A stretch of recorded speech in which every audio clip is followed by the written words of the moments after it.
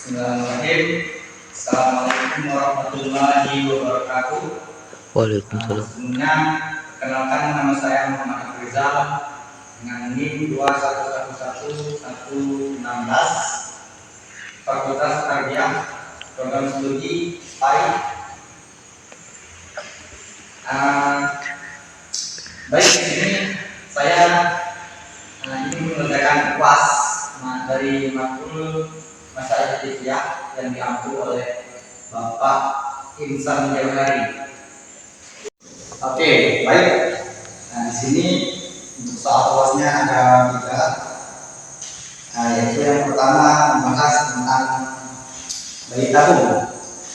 Jadi pertanyaannya untuk soal nomor 1 yaitu ada 3. Yang pertama itu berikan analisis Anda terkait hal tersebut. Nah, jadi analisis saya soal mengenai bayi tabung ini. Nah, jadi bayi tabung ini pertama dilakukan pada tahun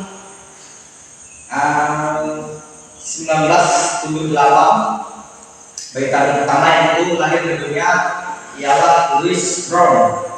Ia lahir di Manchester, Inggris 25 Juli 1978 atas pertolongan Dr. Robert dan Patrick Steptoe.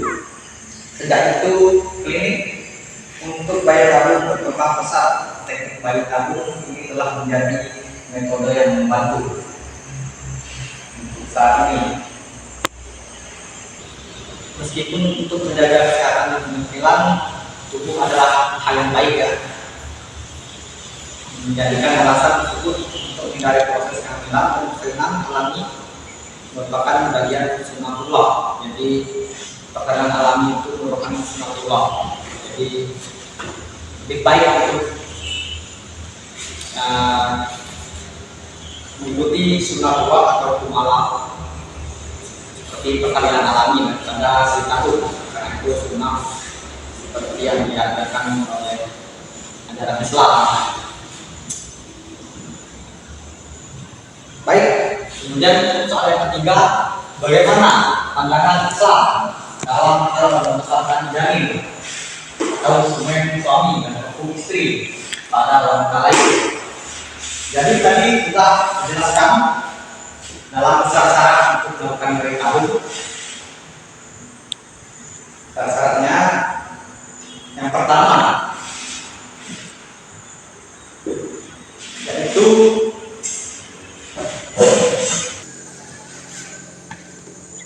sperma dan sel telur itu harus berasal dari suami istri yang sah, tidak ada pihak ketiga atau pendonor. Jadi dalam hal ini pandangan Islam tidak memperbolehkan untuk membesarkan janin pada wanita lain dengan semen suami dan hukum istri atau sperma suami dan hukum istri. Jadi suami istri ini mungkin memberikan janin, mengisi janin ke wanita lain. Jadi wanita ini yang mengandung, bukan istri yang sah. Itu tidak diperbolehkan dalam pandangan Islam. Khalaqna laqad fil insani fi ahsani taqwim. Sesungguhnya kami telah menciptakan manusia dalam bentuk yang sebaik-baiknya. Itu. Jadi untuk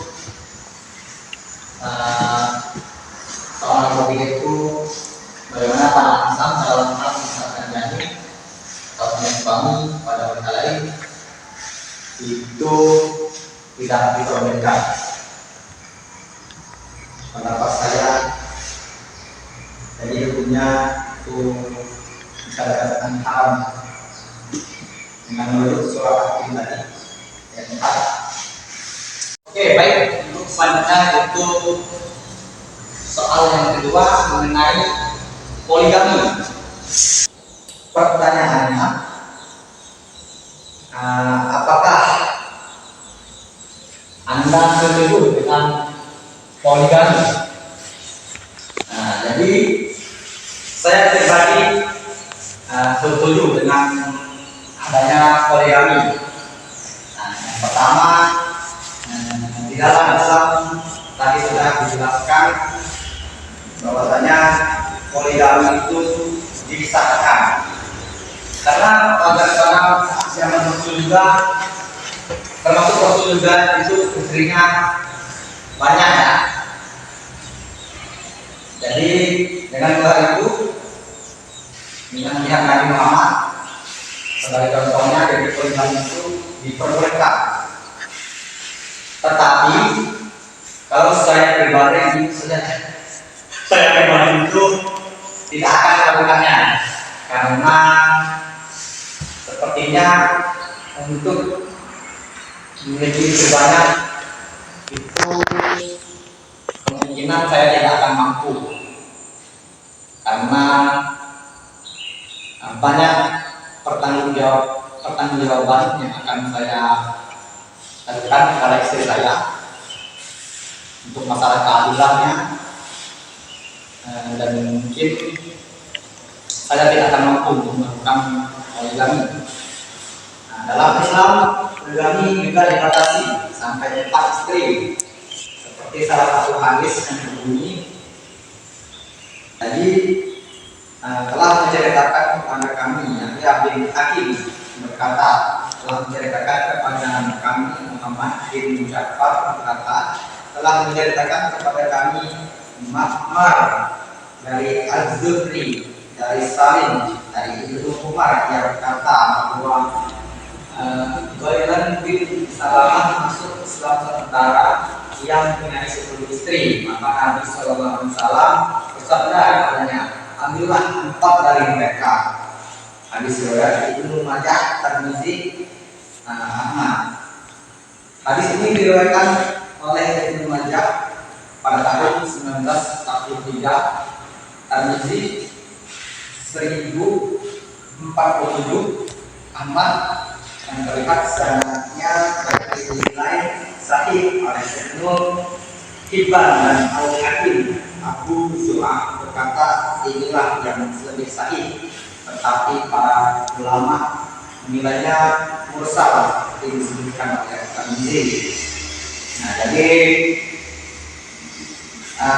untuk poligami juga dibatasi ya di dalam Islam. Maka kalau istri kita ada 10, jadi ambil tempatnya saja, jangan ambil semuanya. Itu ya. Kemudian untuk berpoligami juga kita harus adil, seperti Rasulullah bersabda. Kemudian untuk poligami itu kita harus bisa berperilaku adil. Jadi Rasulullah bersabda, jadi telah menceritakan kepada kami Abu Al-Walid At-Tayyalisi, telah menceritakan kepada kami Hampam, telah menceritakan kepada kami Qatada dari Al-Murrah bin Anas, dari Bashir bin Nahir, dari Abu Hurairah, dari Nabi Sallallahu Alaihi Wasallam, dia berkata, siapa yang memiliki 2 istri kemudian dia cenderung kepada salah seorang di antara keduanya, maka ia akan datang pada hari kiamat dalam keadaan sebelah badannya miring. Hadis riwayat diriwayatkan oleh Abu Daud, Ibnu Majah, Ahmad. Hadis ini diriwayatkan oleh Abu Daud pada tahun 8821 Ibnu Majah. Tadi kita jelaskan mengenai poligami ya. Jadi apakah Anda setuju dengan poligami? Saya setuju. Menurut pada hadis yang saya jelaskan tadi, atau merujuk dengan Nabi Muhammad yang berpoligami, tetapi perlu garis bawahi, untuk saya pribadi, saya tidak akan berpoligami karena mungkin saya pribadi tidak akan mampu untuk poligami. Nah, kalaupun saya mampu, mungkin saya mau untuk poligami, karena itu pun juga ada syarat untuk melakukan poligami. Jadi tidak sembarangan untuk melakukan poligami.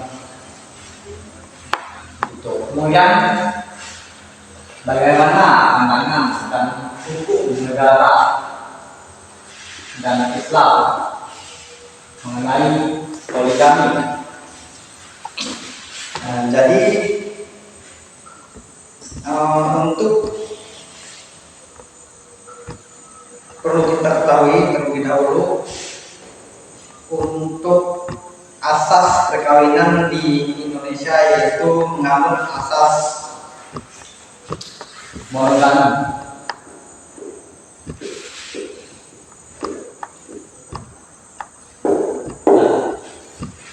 Jadi Indonesia itu menganut asas monogami, yang mana perkawinan antara seorang suami dan juga seorang istri, satu orang suami dan juga satu orang istri. Nah, jadi pada umumnya di Indonesia itu asas perkawinan itu menganut asas monogami. Jadi seperti yang dijelaskan dalam Undang-Undang Nomor 1 Tahun 1974 dalam Regulasi Hukum Islam, asas monogami dalam buku perkawinan bersifat terbuka atau tidak mutlak. Jadi ada kemungkinan untuk seseorang bisa berpoligami. Misalnya diatur dalam KUA Perdata bab 4 dalam bagian 1 pasal 20 dan 12 bahwa asas monogami dalam perkawinan bersifat mutlak. Jadi Indonesia itu kita merujuk kepada hukum Undang-Undang Dasar dan juga Regulasi Hukum Islam atau KHI. Jadi bagaimana dengan poligami? Menurut hukum negara itu sah-sah saja, tetapi ada syarat-syarat tertentu yang harus dilakukan oleh seseorang untuk berpoligami. Jadi merujuk kepada pasal 4 Undang-Undang Nomor 1 Tahun 1974 ini, syarat yang pertama yaitu istri tidak dapat menjalankan kewajiban sebagai istri, kewajibannya sebagai istri. Nah, maksudnya jika istri tersebut tidak bisa menjalankan tugasnya sebagai istri, nah, kemungkinan misalkan istrinya itu mengalami cacat atau kelumpuhan,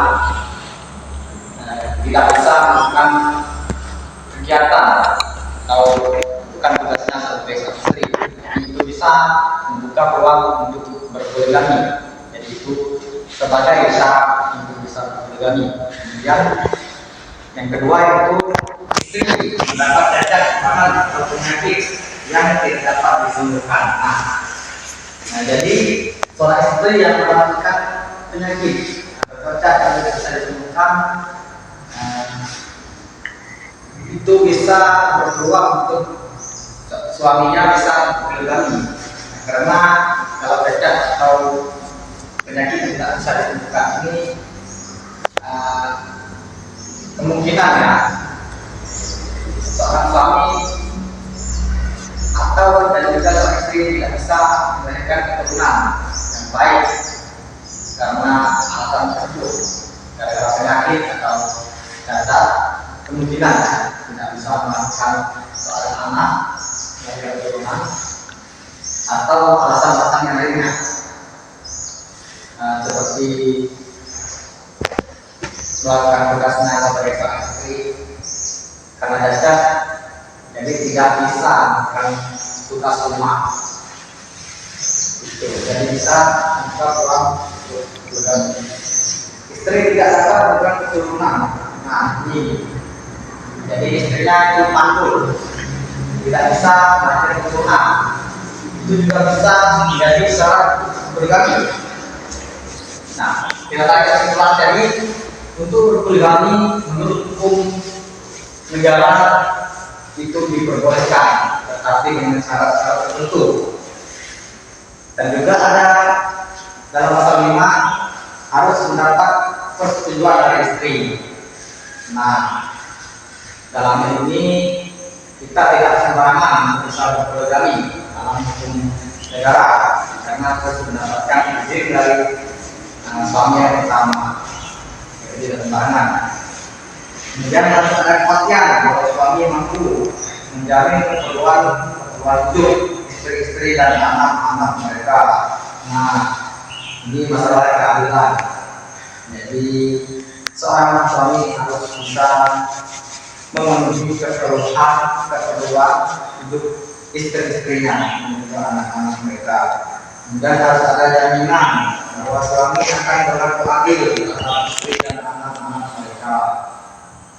Nah, tergantung dalam pasal 5 Undang-Undang Nomor 1 Tahun 1974 ini bersifat kumulatif, artinya pengadilan atau mahkamah syariah hanya dapat memberi izin poligami kepada suami apabila semua persyaratan tadi telah terpenuhi. Nah, begitu. Nah, kemudian hukum Islam itu sudah jelas diperbolehkan untuk hukum Islam karena merujuk pada hadis-hadis dan juga merujuk kepada Nabi Muhammad SAW. Nabi Muhammad SAW itu juga berpoligami, jadi dikatakan sah untuk berpoligami di Islam. Oke, baik. Mungkin hanya itu saja yang bisa dapat saya sampaikan mengenai poligami, bayi tabung dan juga abortus. Kalau ada salah kata, saya mohon maaf kepada Allah, saya mohon ampun. Assalamualaikum warahmatullahi wabarakatuh. Waalaikumsalam warahmatullahi wabarakatuh.